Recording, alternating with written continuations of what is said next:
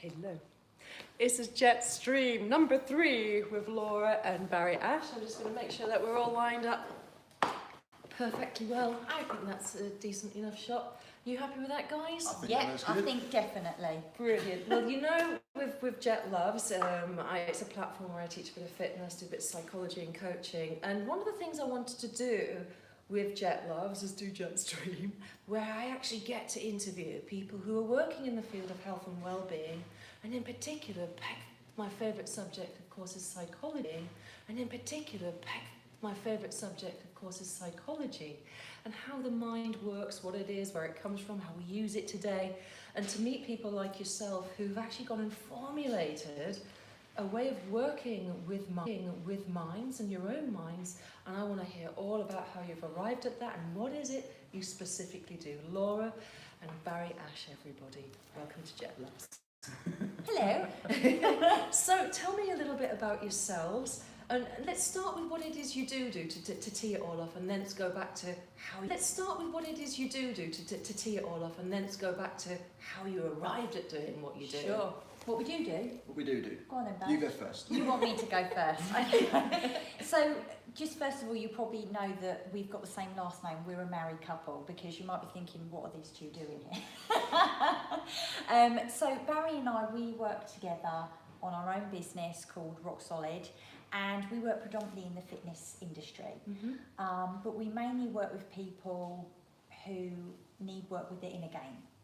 Their inner game. In a game. I like that. You see, everybody knows what they need to do, right? When it comes to looking after themselves, keep themselves fit and healthy. Yeah, But 9 times out of 10, we just don't do it.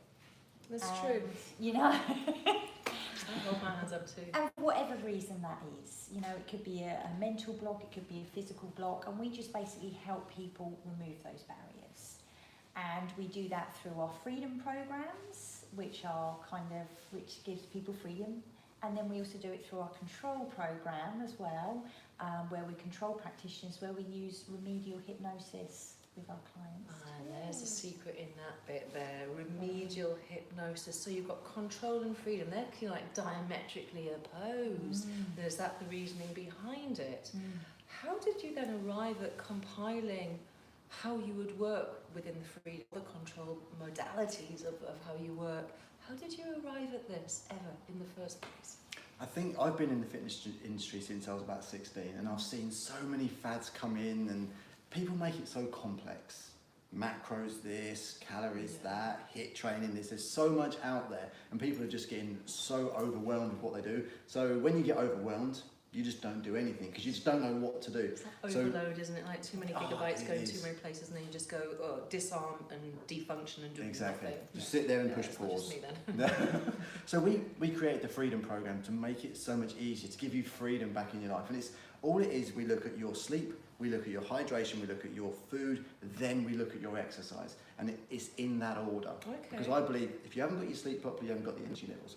If you haven't hydrated your body properly, then your body's not going to function properly. If we've not fueled it, then what's the point of even exercising if we haven't got them right? Because then you'd be exercising from a resource of lack, which then can lead to dis-ease and illness and greater problems. And also, it's harder to exercise if you're not fueled properly. Yeah. And if it's hard to do something, you're not going to sustain it. You're not going to keep going. Have you ever had a day when you've been eating kind of a lot for a few days, because you know on the back of say being poorly, and it's like an amazing energy burst. That's what I love for the fuel and the enjoyment actually of that. You know, you're literally taking the outside world inside of you, and everything, this beautiful thing the body can appropriate and get from it, and you know it then in those moments of being active. I'm feeling really alive with it. Yeah, Absolutely. so I love the way you've actually you've done that in terms of that layering and prioritising. Mm-hmm. How did you arrive at that? Is that for your own personal journeys? I think you're the best person to talk about this, because with your bipolar and the mental health side of things, you know how much the exercise, the nutrition, the hydration, and the sleep actually benefits you, really, doesn't it? Definitely. You know, I was a police officer, and I was medically retired because I was diagnosed with bipolar and OCD. They call it comorbid OCD because it was that bad. And I'd done a lot of work on myself, and I knew what good nutrition, what looking at this and understanding understanding on a fundamental level how I ticked and exercise, I knew what it did for me, because it really did help me. And I was medically retired on the 1st of June, 2nd of June, boom, we set up Rock Solid, and we just wanted to help people, you know, because we know that sometimes it's not just about eating and everything and the exercise, it's also about our emotional state and our mental state as well as our physical state. And we have to combine those two, or else you're kind of a bit unbalanced, you know? Absolutely. So they're both coming from a fairly physiological perspective, and then you arrive at the world of psychology because of your diagnosis. How did you then arrive at the model of remedial hypnotherapy as a way in to working with not only your own minds but for other people as well? How come that? The hypnotism come from Loz. I come in from work one day and Loz goes, Baz, I'm going to send you on a course, you've got to become a hypnotist. And I was like, right, okay. Welcome home, darling. Would you like chicken with that? It was pretty much like that. So I went on this course and I was learning to stick people's hands to tables, locking their eyes shut, and doing this sort of the stage hypnotism side of it. Yes, that's right, yeah. And I thought, this is really clever. Because literally I was sticking people's hands to the table and there weren't no glue or sellotape or anything like that. It was just the power of the mind believing that that was stuck. Yeah. And I thought, we're getting stuck all the time with our lives. And the hypnotist said, with a click of the fingers, we can become unstuck. And it's the mind that unsticks our patterns of behaviour. And I was thinking, this is really clever. So I went on the actual practitioner course and we learned actually to become remedial hypnotists through the control system. Okay, and it was that when you first met the control system within that model of the course that year? It was, yeah. So we don't. The hypnosis is not where we go. You're in trance. We talk to the subconscious when people are awake. So they just close their eyes and we talk directly to the subconscious. And there's no trance. There's no just sort of sleepy or anything like that. So no trance induction, because often you know we've spoken about on Jet Labs about hypnosis where you kind of go into a kind of relaxed or a learning state, or a state whereby you can receive and appropriate the information more easily. And some people are more suggestive, aren't they, than others? So you're doing it differently. Yes, so different. You're Describe away. how. So here's the thing, it's like we all have patterns of behaviour that we don't want, and what we do is we call it the captain and the crew. So the captain is the conscious mind, knows where we need to go. I don't want to eat that cookie. But then you've got the subconscious mind, which is the crew. And there's a crew member there that's like, exactly. And they've all got their own little agendas. Absolutely. That is so right. That is exactly what it is. So what we would do is we would literally talk to your subconscious while you're awake. And we do that through what we call IMRs, which are idiomotor responses, which are finger twitches. Say that again. It's IMRs, which is idiomotor responses. Idiomotor responses. Absolutely. Cool. Yeah, exactly. Through what we call finger twitches. Okay. And we speak directly to that crew member. And the great thing about the control system is that we teach our clients to do it themselves. We give them the direct communication with their subconscious, so when they go away, they can simply upgrade by getting in contact with their own subconscious at any point for anything they don't like. It sounds amazing. It is so cool. I've been privy to this. You know, I was sat on the toilet one time, a spider rang out, and I'm petrified of spiders, right? But I thought, hang on a second, I could talk to my crew member here. The one that's responsible for putting you into fight, flight, Yeah, for giving me this. And I had a chat with it. And really, you know, we all know that our behaviours are programmed from things that have happened in the past. And so I just had a chat with that crew member and I was like, hang on a second, this is pretty cool. Look at this spider. Isn't it amazing what it does? So you did a reframe within the dialogue of your conscious mind having a dialogue with that crew member, that part of you, and immediately kind of coach yourself around it consciously. I get that. Yeah. And anyone can do this. Anybody. Yeah. Does somebody have to kind of go through, do you think, a personal crisis or come up against many barriers and challenges in their life to arrive at going, do you know, I want to be in better control of my being, myself, my mind and my body, to want to suddenly make that change to go, I would like my mind to be functioning differently or more effectively for who I am now in the world, who I am now, as opposed to, as you said, the programs from yesterday. Is that, do you find that people arrive at it, what I'm trying to say is through a crisis? I think a lot of people, especially with the hypnosis side of things, they've been to the doctor, they've been to a psychologist, they've been to all the medical professionals, and it's still bugging them, and they're like, with the last resort. I believe that hypnotists... Come on in. Yes, it's the ghost. There's a ghost in this. I find the people that come to speak to us, we are their last resort. I've tried everything else and nothing's worked. Can you help me, please? Yeah. And that's where some of them But get here's to. the thing, define crisis, because we know that the ghost is at the door. We know that trauma feels the same for everybody. It's a real life working studio. It's real life. It's a good job we're not here with our cats, they'd be having a poo. That's another story. We'll all let you know later. We all know that trauma is the same. You know, Baz, if he crashes his drone or someone gets dumped, it's the same feeling inside. Okay. Do you know what I mean? As if do. someone's frightened of a spider, as someone's frightened of getting on a plane. It's the same feeling, but it's just the meaning. Does that make sense? Yeah, that so we it's put to it? Contextual, but what you're saying is that the feelings are there on a spectrum in all of us, regardless of the context Yes. of which we're tuning into that feeling. And I guess what you're also saying is, for some of us, some feelings kind of seem trapped in a loop, or they can be non-manageable, or they get in the way. And we get to a point where it's like, I don't want this coming around again and again and again, because I want to move beyond it. There's things I want to do while I'm here that if I keep doing that, I'm not going to get. So they want to be free. Ah, And hence get control. The You're worst free. case scenario is the worst case scenario, whether it's you've been attacked or whether you've been dumped. It's the worst case scenario that's happened to me. So I believe the feeling that you have is going to be the same, whether it's being attacked or whether you've been dumped. We see them on different levels in society, but if it's whatever's happened to you, it's the worst case that's happened to me, you know? So we always feel that's the baddest thing or the worst thing. I think people are afraid of various feelings, particularly intense feelings like loss, fear and anger. Yeah. Some of the kind of law we call in Buddhism. There's lower life, lower life levels, or the lower life Lower worlds. life states, animality, anger, fear. And do you think people kind of take on behaviours to avoid these feelings like alcoholism and drugs and all sorts of things? Do you work with that? Would you work with people that would say, listen, I'm symptomatic, I'm using XXX as medication? How would you enable someone to then work with that part of them safely, so they, you know what I mean, fit with less fear? How would you do that? So we I work, come across it a lot as a psychotherapist. yeah, we work a lot with emotional eating, especially within the fitness industry with what we're doing all the time. So we need food. We do every need day, which is one food. of your 4 levels, which is so vital. Yes. We do need food, but we need to be able to use it in the right way at the end of the day.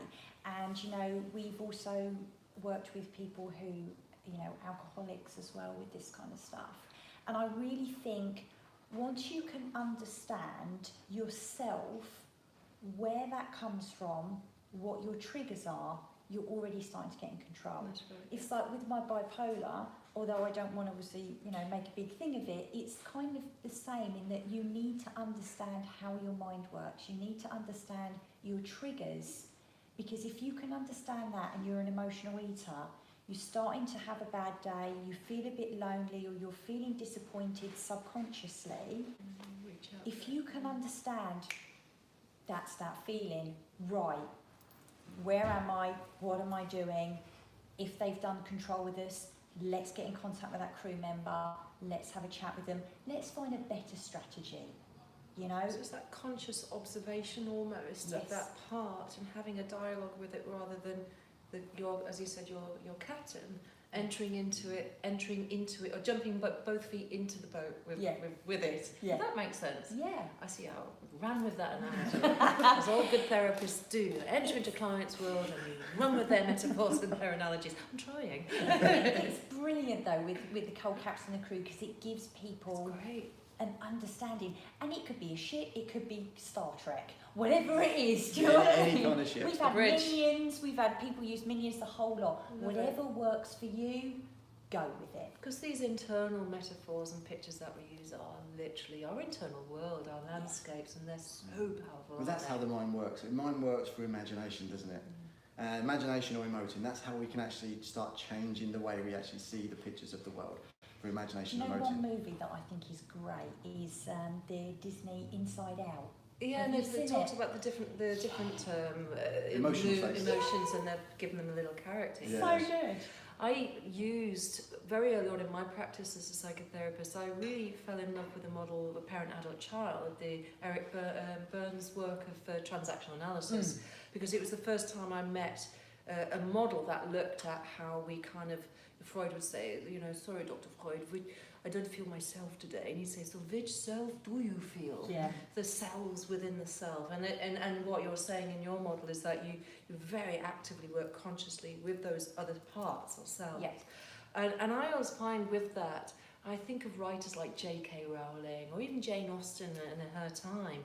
How does one mind create all that creative landscape of different themes and energies of different people to characters that go on journeys? Of course, it is that very place of creativity. I get so excited about it. And from what I'm hearing within your model is that you really have you can have a good access point to it by using that strategy of the captain and your crew. Yeah.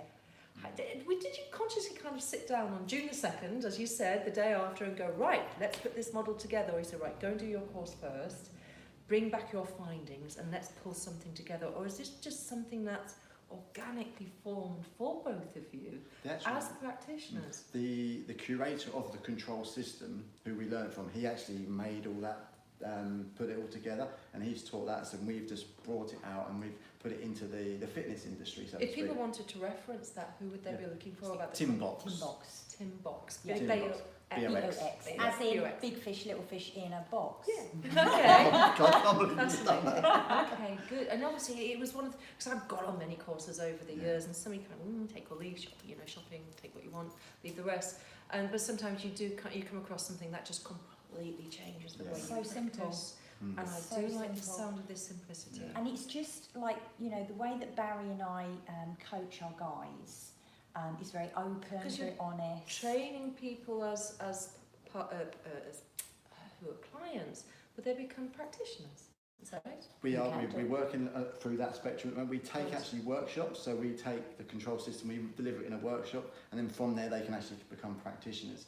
But that's just one side, and then we got the fitness side with the freedom programs, which is all about the health of the well-being of our body, And looking at behaviours with that as well. So it's even like- emotions around exercise, looking at that, getting rid of those barriers, doing purging with them, simple things. Describe a bit more about what they're purging around exercise. So, we have part of our freedom programs, Freedom 90, which is a 90-day program which people go through. And we go through a series to completely change people's lives around behaviour when it comes to looking at themselves and how they see exercise and food. And, the first couple of weeks we look at problems. Let's really look at the problems. Then we purge. And when we say purge, we don't mean that... It does sound I'm just thinking sort of like a sanatorium where people would come around with a tray of pills. But it actually purge. It's a great word. That must be an empowering word for somebody who's going, I don't want this. I've identified that button. That's in the way. Let's purge. Let's get rid. I think a lot Absolutely. of people, they won't change because they're holding on to the past too much. They're holding on to all the stuff that they don't like. Yes. So they say, I can't do that because of X, Y, and Z. So let's get rid of all the stuff that we don't need in our life, whether it's people or the way we think and see about people, the thoughts we have about them. It might be the old exercise gym equipment we've got sat in the corner of the room. Let's get rid of it and let's open up our mind so there's room for new thoughts and new behaviours to be able to come in. Is that a scary process for some people, though? Because sometimes with secondary gain, it's something we use particularly in the coaching model of psychotherapy and psychology. People do hold on to things because actually it takes that space up, and if it was to be empty all of a sudden, there's potential in that, and people get scared of that because it's a shape they know at least. Yeah, I mean, the way we kind of liken it is, at Christmas, when you put up a Christmas tree, it's amazing, doesn't it? And then when you take it down, it's empty. And you're like, a lamp would look nice. It's kind of the same thing. It's like you've got a fresh start, because how can you move forward if you're still holding on to something? You know, even somebody who's got like an old pair of jeans in the cupboard, and every time they look at them and go, oh, I'm never going to get into those. Why have you got that in the house? Why do you need that constant reminder? You know, we've worked with hoarders, everything, even emotional stuff. We've had people just literally yesterday working with that, deciding they don't want it anymore.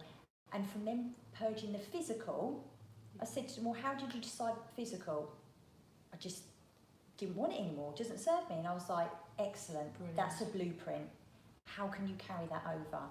Then we start to get in. And then we'll look at food emotions. Then we'll look at exercise emotions. Because people have got, you know... But we also look at the logistics behind it. So we look at food and emotions, then we look at food and logistics. Why can't you prep your food up or get your food sorted for the day, rather than just going for that Mars bar and the snacks on the hop, rather than planning and preparing your food? What's stopping you from doing that? And let's put some habits in place so you can make it easier. And if we can make it simple, it's going to be sustainable. Yes. And if it's sustainable, we're going to enjoy it a lot more. It just sounds so easy, doesn't it, the way you're talking about it? And I guess that comes down to something which I would really love to get a greater insight in how you actuate it or help people achieve it in their own worlds, from your own worlds. These which little is steps, that very small steps. small, incremental, small steps about self-care.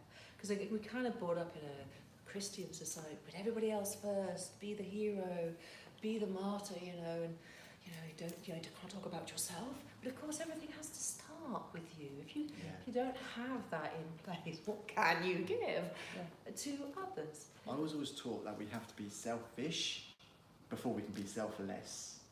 We have to give to ourselves before we can give to others. Because if you're on a plane, the plane's going down, they teach you to put the mask on yourself before you put the mask on somebody else. And it's the same when it comes to your health and your well-being. We need to look after this vessel first before we can actually go out and actually help anyone I guess else. because the word selfish it's like a slanderous thing, isn't it? And I remember years ago in my training, somebody said, is it selfish or is it self-interested enough? And I'm like, oh yeah, that feels better to encourage somebody to think about that self-interest. And I think we're getting it a little bit more these days, aren't we? That actually, with this crazy output, the yin to the yang. Yang is your yang ban, your energy going out. Fantastic. The ancients knew what they were talking about. However, if you don't fill up your yin, if you don't fill up that bit with the sleep in particular, big sleep fan, with the food that then repairs and nourishes and reboots you while you're asleep, you've got there's the basic foundations. Absolutely. You know, when at the end of the day, if you're not looking after yourself, you're going to go bang. And do you find people lack knowledge though with that? Because there's so much conflicting now in the age of digital, and people, there's something about you've kind of simplified this for yourselves in your own lives, but also in the model that you've now created, which I think is really exciting, to help your clients. You go out to America, is this right? And We've just come back from America taking the control how out did there. this come around? Social media. Excellent. And being yourself on social media, because I was posting a lot on social media, and I was posting a lot about our clients and our experiences and this kind of thing. And a lady who is now like my USA sister, she just reached out to us, didn't she? She was like, I love what you guys are doing. We built up a relationship, and she said, I really want you to come and do a control workshop. And I said, right, if you can get 20 people, we'll be there. And that woman, she got those people, and we went over. 22 people. And that started this year, and so your model's kind of growing. And so where are you now with it, and what would you see if I said what would the new year bring? World domination. That's a pretty good one. My plan is to change the world, but we're looking at one person at a time. Change the world one person at a time, and to make people healthy, happy and free. That's all I would like, for people to be happy, healthy and free. And I guess it's the making isn't something you're basically eliciting and helping someone become aware of their own ability. We to can control only and be free. We can only go as fast as somebody's prepared to go. But they just need to know that we're going to be there, in their corner, fighting for them, supporting them and guiding them. And when they're ready, then we'll be there for them. And that's interesting. I find that as a therapist as well, it's that wonderful, unique space whereby the trust and the support, that having someone in your corner that isn't necessarily a friend or a family member, because unfortunately, with our gorgeous family members and friends that we're blessed to have, there'll always be an agenda. It isn't the safest of places because that person hasn't invested in you, which is a big part of them. Yeah. And that's a territory where you're not neutral anymore. So this is why therapy is important. And Definitely. more people used to say to me years ago, why do we need all these therapists all of a sudden? I'm saying, well, it's not really. Years ago, we would have had a hairdresser that would probably uniquely kind of offload to in a fairly abstract way. Yeah. It wouldn't have gone that much further, probably. But we had more ports of call where we could be in that neutrality, I think is what I'm trying to say. So being therapists in your lives now, it's something that's happened over however many years? Are you kind of new to it in some way from your respective backgrounds? I think we've been in therapists or coaches for many, many years without even knowing about it. I've been in the fitness industry since I was 16, but I've met Loz when I was about 19, and when we started dating, there was issues coming arising. We thought it was us, and we went to all these therapists. When we found out Loz got bipolar. So realistically, we've worked together through the coaching and the therapy together through the many, many years we've been together. 18 years, you know? I've got it, if this isn't too personal, you guys kind of knew each other from a very early age. I sort of had a tattoo revealed to me, a rather beautiful tattoo. So, and look at who this is. This is, I don't know if you can see it. Big go up. Oh, there we go. There we This go. is baby Baz. Look how cute. And this is when we first met, when we were 3 and 4 years old. That's crazy, in a gorgeous way. Crazy gorgeous, we do this. And that's when Loz was a bit older. Yeah, that's me when I'm a bit older. Yeah, there you go. Okay. I love how you're wearing your love for each other literally externally, but it's a beautiful representation of this incredible richness that I can see that you have between you. Right at this stage, we'll do a little quick fire quiz. I'd love to know a little bit more about how people listening and watching could access working with you. Who would it be useful to work with you? What sort of people listening like, I actually really like the sound of this?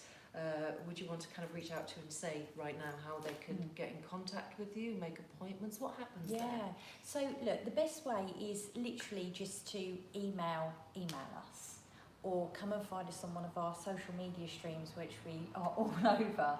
So on Facebook, we're Rock Solid Health. On YouTube, we're Rock Solid for Life TV. And our email address, just send me an email, because Barry's terrible at his emails, would be Laura Ash at rocksolid4life.com with the number 4, exactly. Or come and find us on our website, rocksolid4life.com. And you'll see our big kind of faces on the spot. Gorgeous faces at that. I'd just like to do a little quick fire. Go on then. That's all right. Okay, what would be your chimera? So that's half human, half animal. What would you be? Oh, I've got to be a lion. Half lion, half human. Half. Oh, the head of a lion, the big mane. Namyo Horengekyo. There's a Buddhist thing going on here. It's chanting Buddhism. And fantastic. I love that. Yourself? I think I'd be a cheetah. Oh, But I'd have the legs, so I could run really fast. fabulous. Bit of a superhero thing as well, though. So. Chitara. Yes, Chitara, I loved her. Oh, there we go. What's your favourite mode of transport? Motorbike. Oh, Yeah. what you got? I haven't got one. I used to race bikes. So Oh, really? It's in the blood. Yeah, okay. I love being on an aeroplane Do you? because you can look down and get perspective and see beautiful clouds and everything. Oh, that's a good one. It is lovely. I also love the fact you're above the clouds, and I always think sometimes, when people are carrying or doing a bit of depression in life, which is human and part of the process, we learn lots of things in those places too, I gather, but there's always the sun out above the clouds. Yeah. And that, as a potentialist, I always love to remind people of that, Yeah. particularly when things have gone a Absolutely. little bit grey. Yeah. Okay, favourite food? Cadbury's buttons. Cadbury's buttons. Nice view. Yes. Chunky Kit Kat. Chunky Kit Kat, we're on that. You're always like, babe, give me a chunky Kit Kat. Love it. Favourite activity, exercise of choice? At the moment, it's CrossFit. Okay, well, Yeah. top end, you guys. Yeah. Yes, definitely. CrossFit for me. Wonderful. Preferred music genre? Oh, that's a tricky one. Preferred. I'd say rock music. Okay. Yeah, got to be a bit rock. Yep. I'm like really old-fashioned 80s rock, so like Journey You've and got to a bit see of Bon Rock of Jovi. Ages. Oh, I need to watch that Got actually. to see Rock of Someone Ages, else the has said film that. with the musical, Adam and Lucas and the whole team out there touring the UK at the moment. Rock of Ages, incredible. If you love your 80s rock, Right, Yeah. we're it's gonna been have to go done and see really, it then. really cleverly Okay, on cool. stage. Really, really cleverly. I'm a former choreographer, and Winston's choreography behind it is amazing. It's all off its time, beautifully done. Rock of Yeah. Ages, like your 80s rock. I thought you was going to say 1940s. Oh, it's I do love wartime music as well. interesting. Barry comes, it's like, what are you listening to? I'm like, I love it, bit very Energetically, you don't know, do you? We don't know about energy in the continuum of time, Mr. Brian Cox. And we don't know what might echo through There our you go. vibrations. I'll move on and shut up now. Who would you like to interview yourselves, past or present? Arnold Schwarzenegger. Arnold Schwarzenegger, present. Okay, anyone in the past? Barry Sheen. Barry Sheen! Yes. A proper twist of the wrist. Yes. Yeah. Yes. Interesting. I think for me would be Tina Turner. Okay, yeah. Of this time, definitely. She's lovely to interview. I've seen a few interviews with her recently. She's obviously done her own life story in musical theatre, and she's had a biography recently published as well. So that might be a Christmas stocking for them. Interesting. Yeah. And write that one down there. And Marilyn Monroe, because I feel she was under quite a lot of torment, so I'd love to interview her.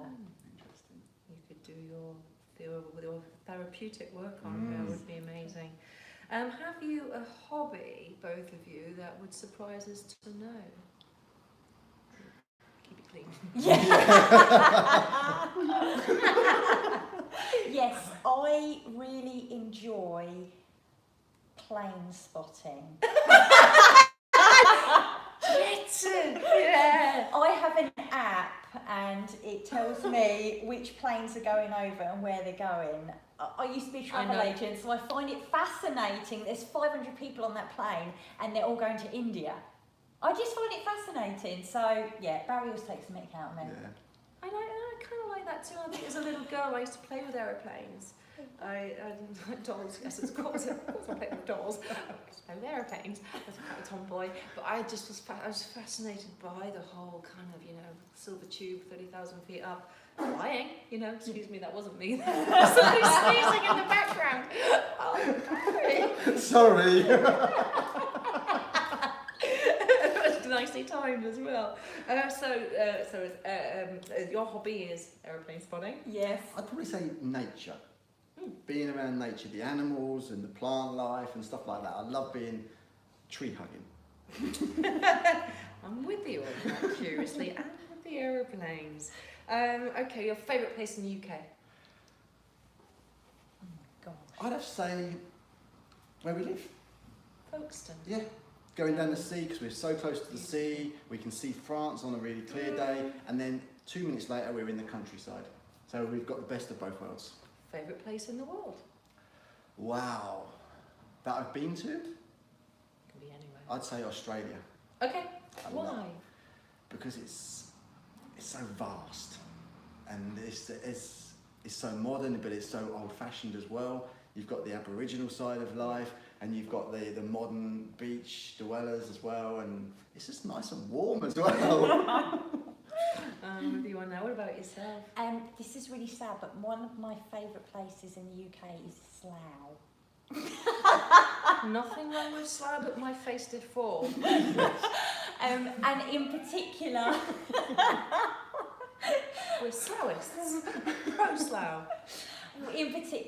my friend's house, where we go and we literally just have such a great time. We turn off social media and we chill out and we have giggles and talk about loads of geeky stuff. I think you need to give them a quick shout out. Yeah, my friend Vic Hottie, so go check him out. And in the world, I would say Kuramathi, which is in the Maldives. Okay. There is a stretch of beach there where Barry and I celebrated our 10-year wedding anniversary and got remarried, and it was just the perfect location. I've got another place, can I say it? Yeah. Top of Whistler Mountain. Oh, wow. On the top of the mountains where you look down and just look at life going on below you, and it's just like, yeah, it's like being up in a plane. Makes your problems go like, so small. And your feet are on terra firma up there That's rather than it. playing it slightly detached, but even more perspective. That's beautiful. I've never been up there. That's a nice Oh, recommendation. Okay, thing you spend most money on? My wife. Yeah. I like that. Yes. Too right. I've forgotten what that's like. Any takers? And what sorts of things does he treat you with? I love Kat Von D makeup. Okay. I just I was love going it. to do glow. Yeah, so I do love Kat Von D makeup, so I do spend maybe a little bit too much money on that. Okay. What would you like to find in your Christmas stocking? A winning lottery ticket. Yeah. Oh God, this is really sad. I don't want to get I would love to find my little cat Giles that we lost last year. That's what I would love. Like if it's like, oh, that would be my Christmas stocking. And these are not little cats, these are Maine Coons. Yeah. These are cats that like donkeys. I know. I've seen them. Not your cats, but I've seen what they leave. Has that come from a human cat? Yeah, the big boys. They're gorgeous. 9.5 kilos, hefty. Just contact these guys and ask them to send a picture of your biggest boy. He's amazing. He's like a lion. Beautiful. Gorgeous to hug. End this sentence for me. New Year is to bring me Happiness. Love. history or future. Future. History, because I think we can learn a lot from history. Good answers. Coast or country? Coast. Coast. Gotta be coast. Coast. Sweet or savoury? Sweet. Indoors or outdoors? Outdoors. What do you both do that's free and you love? Keep it clean. No, you don't have to. You can share with us. Walk. Just friends. I think walking is a big thing for us. Whenever we're feeling stressed or we got this going on, we get out and we go for a walk and we just air our shit to the world. Yeah. And then we get rid of it. I'm with you on that. That's the one. If I was asked that question, what do you do that's free and you love? And it's just walking. It's just being outside. Amazing. Just a nice sturdy pair of shoes, sturdy boots, and get out. Wrap up the layers and it's free and it's just priceless. Yeah. Maybe we shall share a walk if I come and visit down the South That'd be Coast sometime awesome. soon. I would really love that'd that. be fantastic. And I want to say a huge thank you No, thank you very much. Thank you. for joining me on Jealous today. Yeah. Hugs, please. Yay. Thank you so much. You're more than welcome. Thank you, my love. It's so lovely. Thank you. Thank you. And thanks to you lot. Thanks See for you later, listening. Contact these guys. Oh.